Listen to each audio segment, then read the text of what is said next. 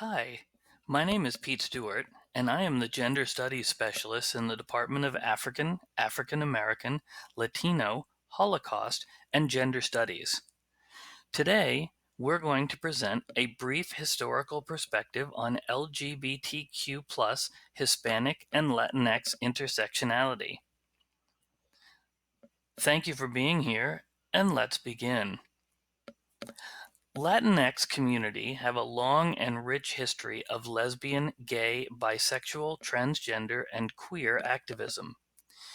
Early movement pioneers include Jose Julio Saria, the first openly gay candidate for public office in the United States, Silvia Rivera, a bisexual and transgender rights activist often credited with starting the Stonewall riots, and Gloria Anzaldúa, a noted scholar of Chicano history and lesbian rights advocate. The activist spirit continues today in the work of people such as Rafi Friedman Gerspan, the first openly transgender person to work in the White House.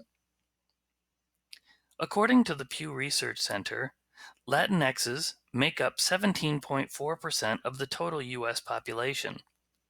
Data analysis by the Williams Institute reveals that there are approximately 1.4 million LGBT Latinx adults currently living in the United States. Of the 146,000 Latinx same-sex households in the U.S., 29.1% are raising children.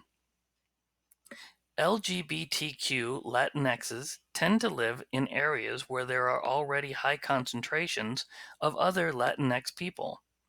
1/3 of same-sex Latinx couples live in New Mexico, California, and Texas. But other states with high LGBTQ Latinx populations include our state of Florida, as well as Nevada, Arizona, Wyoming, Colorado, New Jersey, Kansas, New York, and Washington, D.C.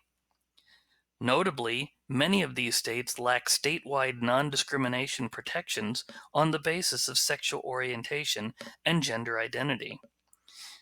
In the presentation today, we're going to examine the concept of intersectionality through the lens of LGBTQ+, Latinx, and Hispanic social movements and important icons. So, let's begin. Intersectionality is a framework for conceptualizing a person, group of people, or social problem as affected by a number of discriminations and disadvantages. It takes into account people's overlapping identities and experiences in order to understand the complexity of the prejudices they face. The theory was coined by Dr. Kimberly Crenshaw in 1989. And what it looks at is the theory asserts that people are often disadvantaged by multiple sources of oppression, not just one. So that might include their race, ethnicity, class, gender identity, sexual orientation, religion, or other identity markers. Intersectionality recognizes that identity markers such as female or Latina do not exist independently of each other, and that each informs the others, often creating a complex convergence of oppressions. Let's now start with the history or prehistory of LGBTQ activism. Most historians agree that there is evidence of homosexual activity and same-sex love, whether such relationships were accepted or persecuted, in every documented culture. The earliest documented same-sex couple involved two royal servants in the palace of the Egyptian king Nyuserre-Ini. Paintings of the two men embracing and nose-kissing were found in their tomb, as well as an inscription that read, "Joined in life and joined in death." We know that homosexuality existed in ancient Israel as well, simply because it is prohibited in the Bible, whereas it flourished between both men and women in ancient Greece. as well as during the Roman Empire. Substantial evidence also exists for individuals who lived at least part of their lives as a different gender than assigned at birth. Under the rule of Augustus during the Roman Empire, there were many same-sex marriages and relationships that were common and largely accepted. In fact, there was a feared regimen of Roman soldiers that was made up entirely of what today we would call gay men who could serve together and fight together, and it was one of the most successful regimens in the Roman Empire. It is believed that 13 of the first 14 Roman Empire emperors were bisexual or gay. From the lyrics of same-sex desire inscribed by Sappho in the 7th century BCE to youth raised as the opposite sex in cultures ranging from Albania to Afghanistan, Sappho was a poet who lived on the island of Lesbos, and she rose to popularity through many of her prolific works, including I Have Not Had One Word from Her and On the Throne of Many Hues, Immortal Aphrodite. She is thought to have composed around 10,000 lines of poetry and was greatly known and admired even during her own time. Two of the words that we use to describe same-sex relations today come from both her name, as in a sapphic relationship, as well as the island she lived on, Lesbos, leading to the term lesbian.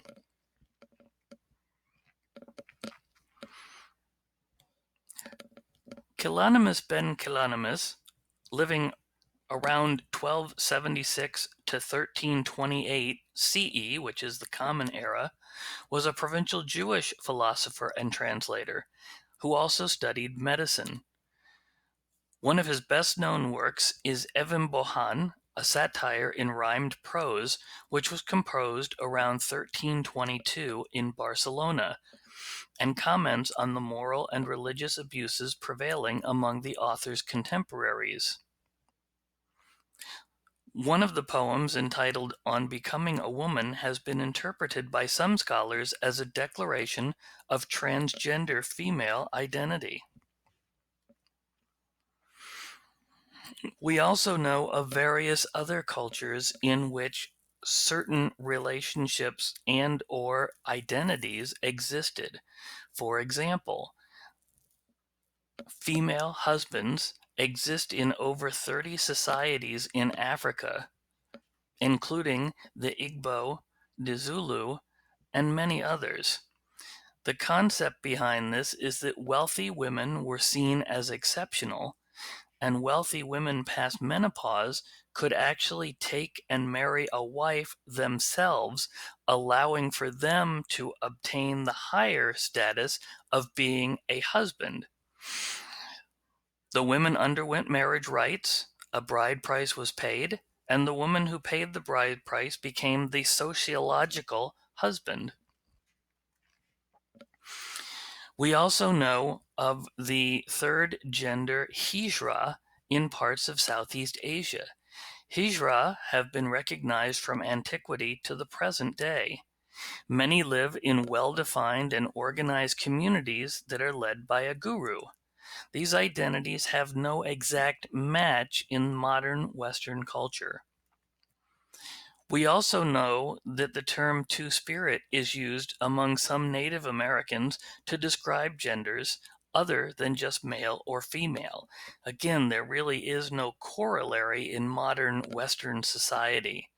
Two-spirit is not interchangeable with LGBT Native American, and there are different gender roles that may be taken on by two-spirit people, including the work they perform, the clothing that they wear, and even taking on some sacred roles and responsibilities. Some nations may have as many as 5 different genders, including the Lakota, Navajo, and Ojibwa. In 16th century Europe, the colonies and gender markers, including how people dressed, was strictly enforced. it was illegal for a woman to wear pants or men to wear a dress. Despite the risks of defying severe legal codes, cross-dressing flourished in early modern Europe and America. Women and girls might pass as male in order to gain access to experiences or income. This was a choice made by many women who were not necessarily transgender in identity. Women disguised themselves as men, sometimes for extended periods of years, in order to fight in the military, such as Deborah Sampson, who you see here, who fought in the Revolutionary War for 18 months as a man named Robert Shirtliff, receiving honorable discharge from West Point in 1783. You can also see the examples here of Mary Read and Anne Bonny, who fought dressed as men and fought as pirates during the golden age of piracy, sorry, and their gender was never questioned simply based on hairstyle and the clothes that they wore. So it wasn't even questioned, and sometimes only discovered after their deaths, because laws made passing surprisingly easy. Moreover, roles in the arts, where women were banned from working, required that men be recruited to play female roles, often creating a higher status competitive market in venues from Shakespeare's theater to Japanese kabuki to the Chinese opera, as seen in the examples here.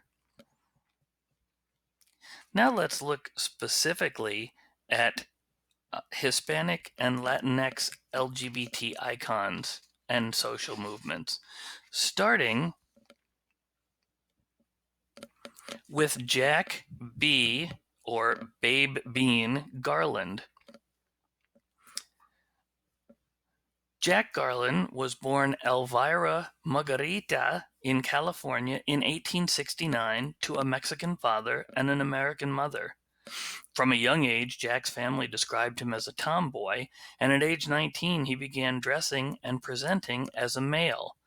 The name that he took for himself was Babe Bean, and he began working as a newspaper reporter throughout California. Sometimes he would pretend to be mute in order to disguise how his voice sounded. In the 1890s, he served as a reporter and Spanish language interpreter for the United States and the Philippines during the Spanish-American War. And although he was outed several times, he continued to live as a male until his death in 1936. Emilio Robles Avila was born Amelia, was a transgender man of Afro-Mexican descent from Guerrero, Mexico. He left home in the 1910s and began living as male, changing his name and fighting in the Mexican Revolution on the side of the revolutionaries. When he left the fighting, he had risen to the rank of colonel.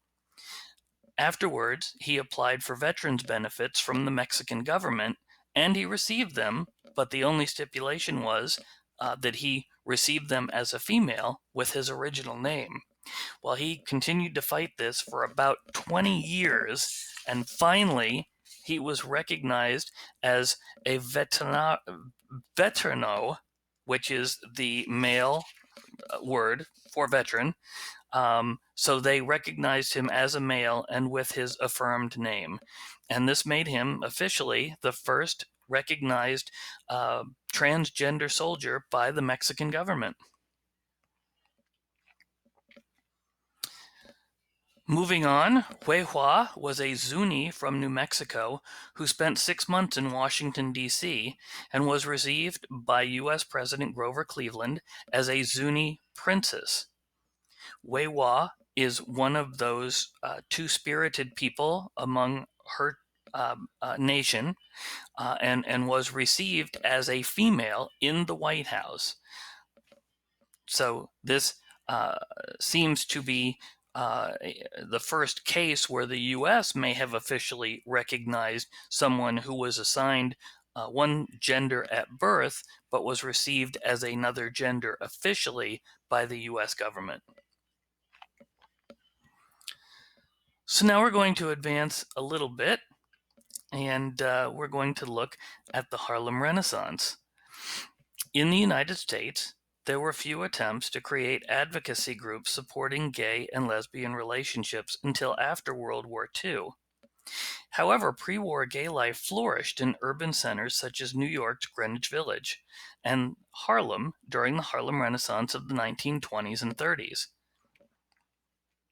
The author and historian Henry Louis Gates Jr., in fact, writes that the Harlem Renaissance was surely as gay as it was black.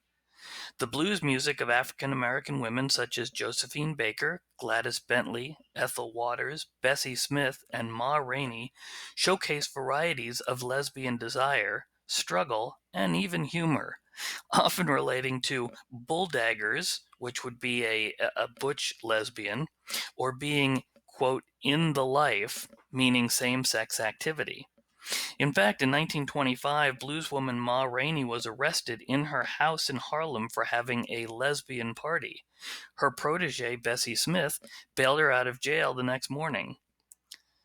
These performances, along with male and female drag stars, introduced a gay underworld to straight patrons during the time of Prohibition, where there were several prohibitions on drinking and other things, and a lot of these shows took place in some of the speakeasy clubs. And specifically, we want to look at Josephine Baker. At the time that she was performing in Harlem, she was known as the Black Venus and Creole Goddess. She was born in St. Louis, Missouri, but moved to New York City when she was 15 and performed at several of the popular clubs of the time. She was the pony, meaning that she started a show purposely for comedic effect, messing up the chorus line and dance routine, but in the end, not only did she perform it correctly, but with real complexity. She was known to be bisexual. She had several short marriages at the time. However, after her time in Harlem, she moved to Paris, and in 1930 time, she had a meeting, and many believe a short relationship, with the artist Frida Kahlo when she was showcasing her art at the Louvre, and so that's why we bring her up here. Ramon Navarro, who was born Jose Ramon Gil Samaniego in Durango in northwest Mexico. He's known more by his stage name, Ramon Navarro, and he's often considered to be one of the first Latino leading men in Hollywood. In fact, MGM actually promoted him as a Latin lover and a rival to Rudolph Valentino, and kind of took over his sex symbol status after his death. Navarro's film career spanned from 1917 to the early 1930s. And although he identified as gay, he wasn't out to the general public, but he did have several romances with men that he didn't try and hide, including by having a fake marriage or fake relationship with women, as was common at the time for men that may have been bisexual or gay. Now we're going to try and show a short clip of him, so let's hold on here and come over here.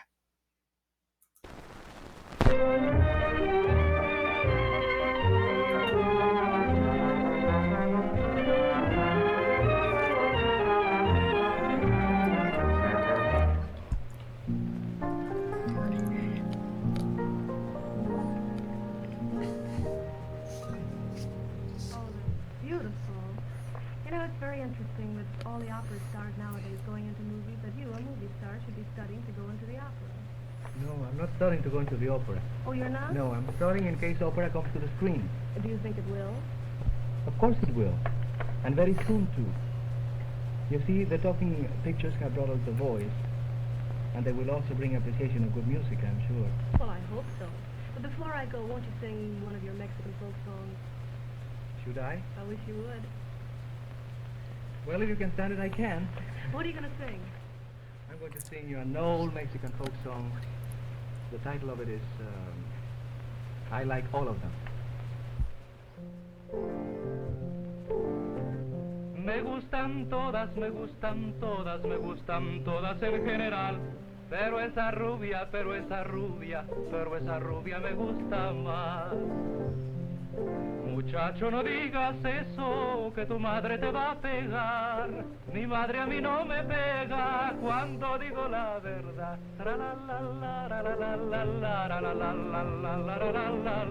Pero esa rubia, pero esa rubia, pero esa rubia me gusta más.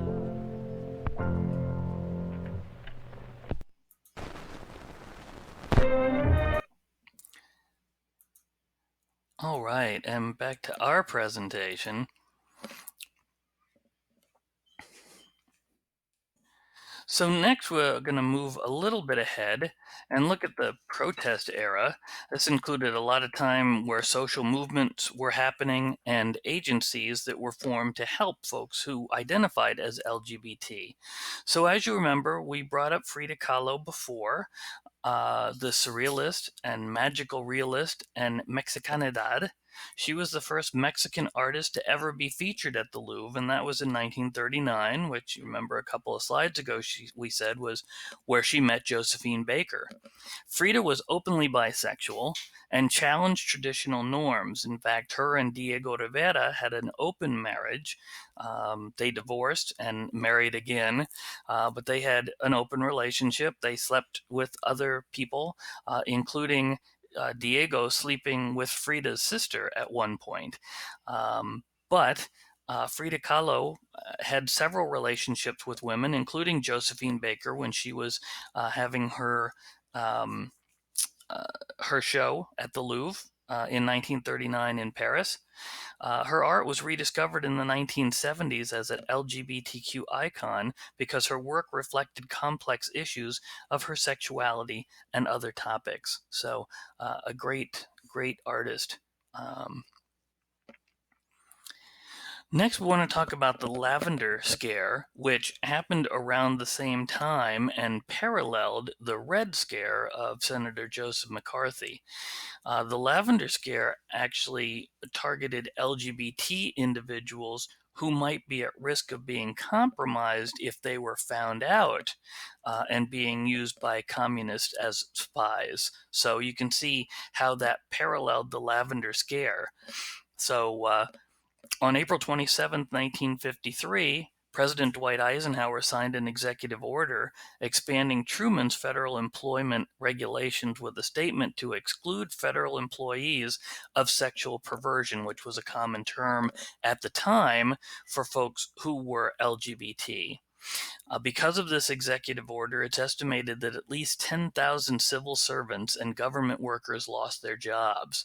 Several LGBT people later stepped up to challenge the federal government's sexual perversion components, including Frank Kameny, who went all the way to the Supreme Court. And although he lost, a few courts finally began ruling in favor of LGBT employees by 1969.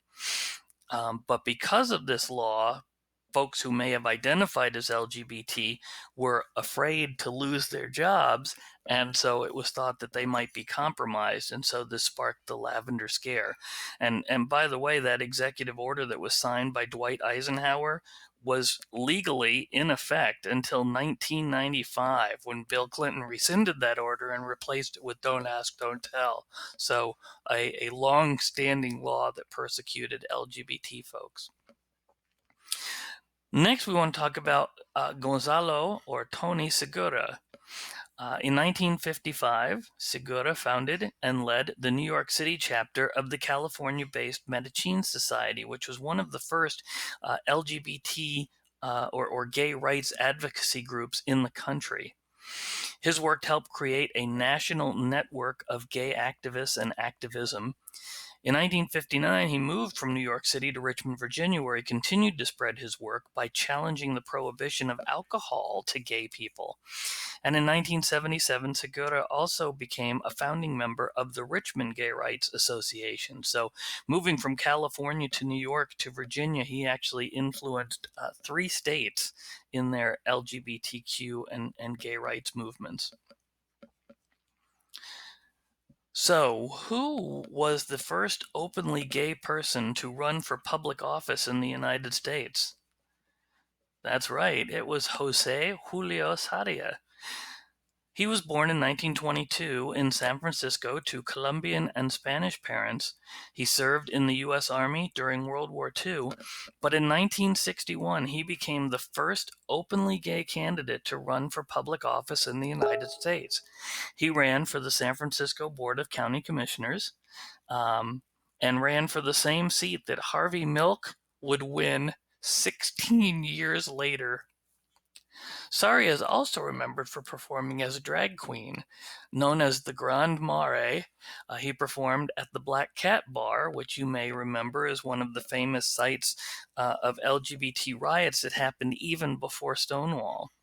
In 1964, Saria also founded the Imperial Court System, which grew to become an international organization of charitable organizations. Later in his life, he actually was asked to play one of the judges of a drag queen contest in the 1995 film To Wong Fu, Thanks for Everything, Julie Newmar. And that had Patrick Swayze and Wesley Snipes in it. So there you go, a little 15 minutes of history for his activism.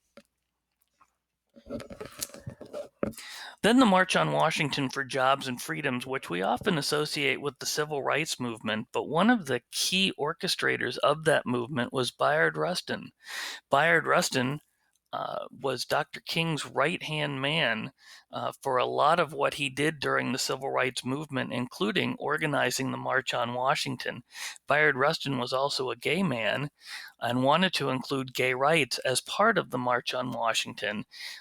But it was thought better of that perhaps they would focus the March on Washington on the civil rights issue. Nevertheless, later in his life, he became a huge gay activist as well. And then, of course, several years later, the Stonewall riots, which is probably the best known of the riots that were occurring at the time in the fight for gay rights. So this was a bar in New York City. So in New York City at the time, any gay behavior was illegal. And although gatherings of LGBT folks were no longer illegal, police still raided the gay bars. The Stonewall actually was owned by the mafia, so oftentimes they were able to be tipped off by the police, but police carried out several raids, and if you weren't wearing a piece of clothing that matched what you looked like, you could be arrested. And so on the morning of June 28th, 1969, there was a raid and 13 people were arrested. That sparked a riot at the time. This did not start the gay rights movement per se, but on the 1-year anniversary in 1970, the first gay pride parade was held in Greenwich Village, which is now known as the New York City Gay Pride Parade, and this led to June being named Pride Month. And as you may know, President Obama named the Stonewall Inn a National Monument of Historic Significance in 2016. Well, two of the many folks that participated in Stonewall included Marsha P. Johnson, who at the time would have been known as a drag queen, not as a transgender person, but she did identify herself as female. She was also a founding member of the Gay Liberation Front and was co-founder, along with Sylvia Rivera, of the Street Transvestite Action Revolutionaries, or STAR, which was a gay and transgender advocacy organization that provided food and shelter for homeless transgender youth, or what we would today call transgender. She was also an activist with ACT UP, and as you can see here, had modeled for Andy Warhol. So this is a picture of her by Andy Warhol.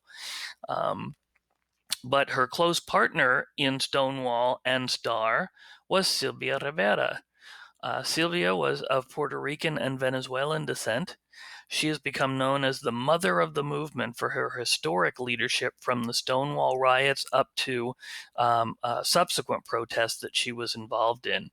One of the prominent figures of the Stonewall riot, along with Marsha P. Johnson, she also was a founding member of the Gay Liberation Front and STAR, and she was a revolutionary who rose above her time through outspoken social justice work.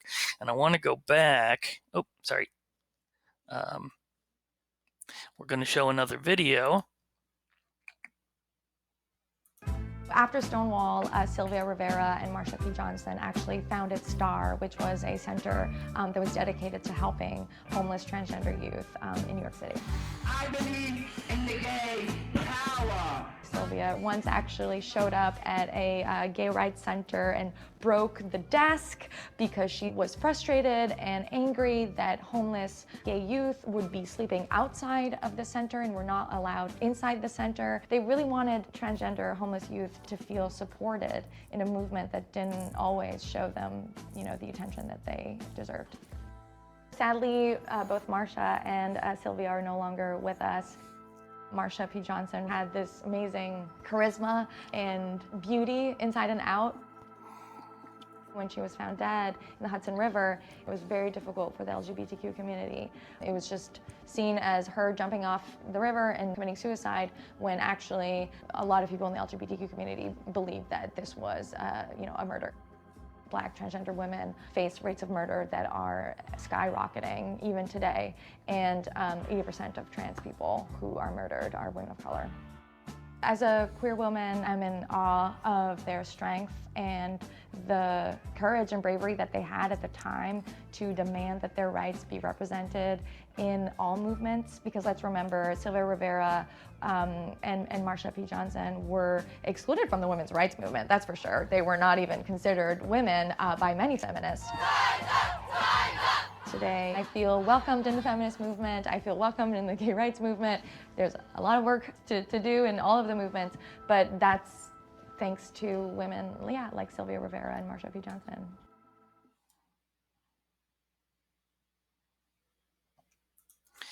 Great. And so back to our presentation. So next, Joan Baez, who we know as a great folk singer.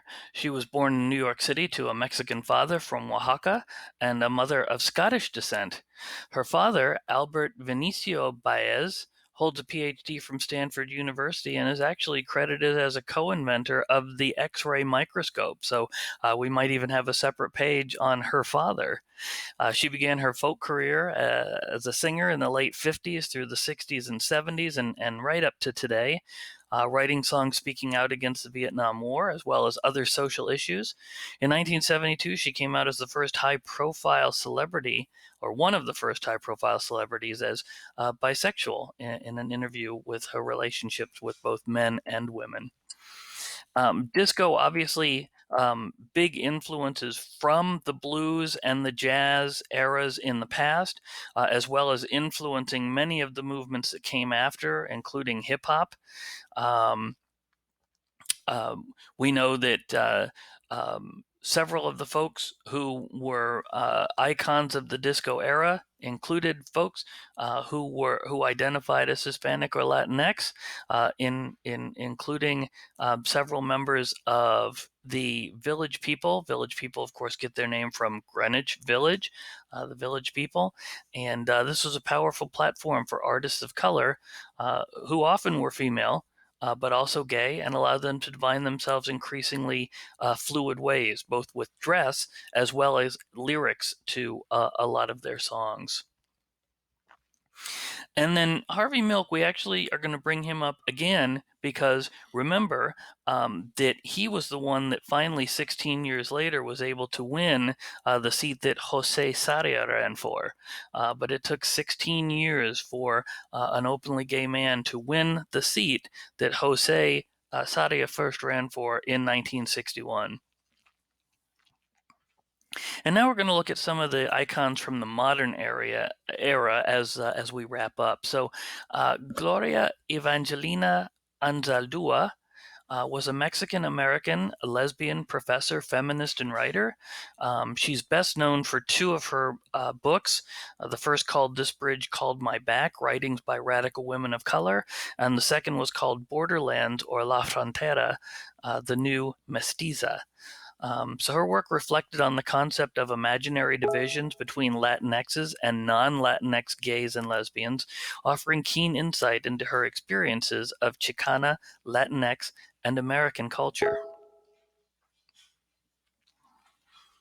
Dennis De Leon was also an important figure in both Latinx, Hispanic, LGBTQ plus movement. He was president of the Latino Commission on AIDS. He grew the organization from a staff of just 2 people to a staff of 45 with over a $5 million budget. He also translated HIV information into Spanish. One of the first to do that so that the Hispanic and Latino population was able to have that information in their native language.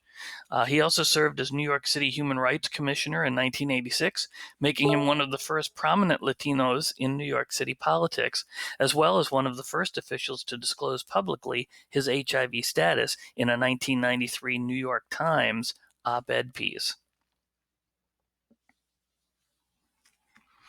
Compass, of course, is our local organization, and they're a great organization that not only does our Pride and Pride Fest here in Palm Beach County, but also does many meetings with youth groups, transgender folks, as well as parents and friends with their PFLAG group. So just a fantastic organization, and we like to mention them here as part of our post-1980 LGBT movements.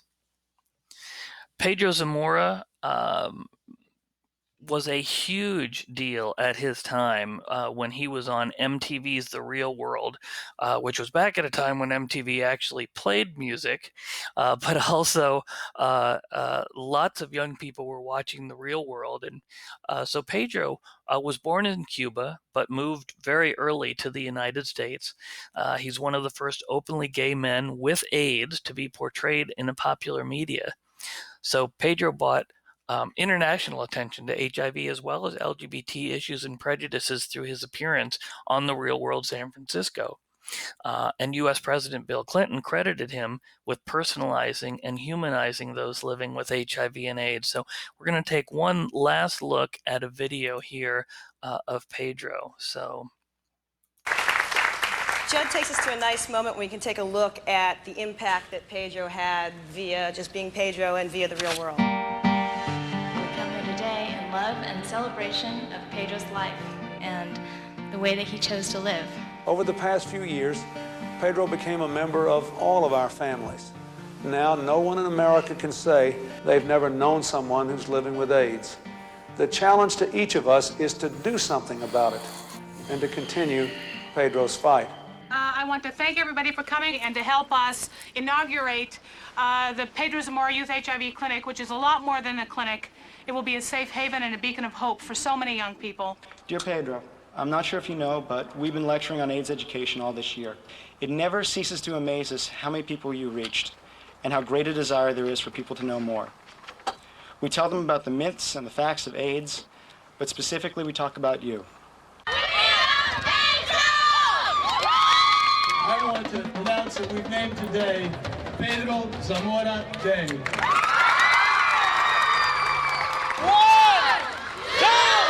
3!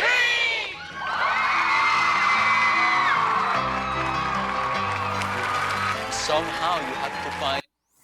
So Pedro had a huge impact from his short time on The Real World. In our last couple of slides, we want to look at just a few more icons. Christina Hayworth was one of the first openly trans women in Puerto Rico. She was also a colonel in the U.S. Army during the Vietnam War. She was also founder of the LGBT Pride Parade in Puerto Rico, holding their first parade in 2003. Most notably, Hayworth was present at the Stonewall riots, so along with Sylvia Rivera, and Marsha P. Johnson, and became a Latin American ambassador for the Stonewall Riots Veterans Association. Hayworth also appears alongside Sylvia Rivera in the photograph that you see on the upper right, which in 2015 became the first portrait of trans Americans to hang in the Smithsonian Museum. Also, we've seen some changing sports with LGBT icons.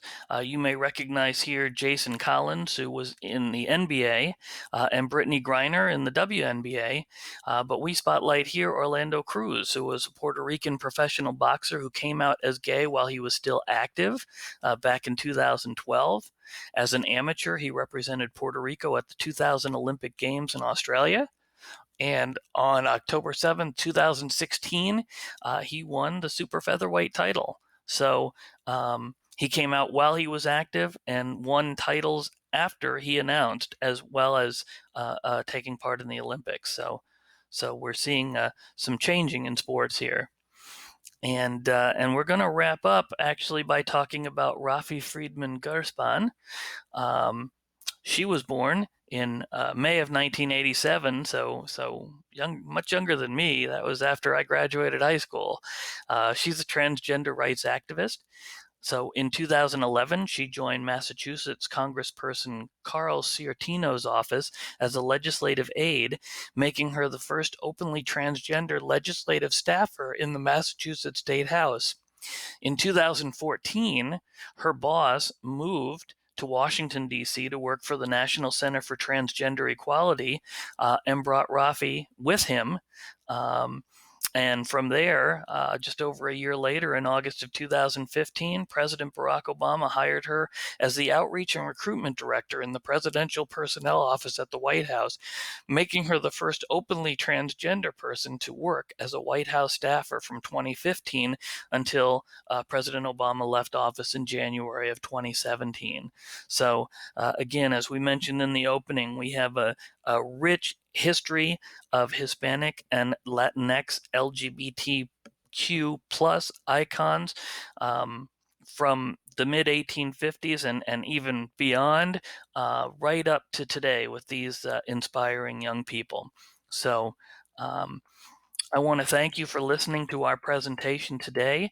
If you need to contact me, this is how you may do that. My name's Pete Stewart. I'm the Health Education Specialist as well as the Gender Studies Specialist in the Department of African American, Latino, Holocaust, and Gender Studies. And we appreciate you listening to the presentation today.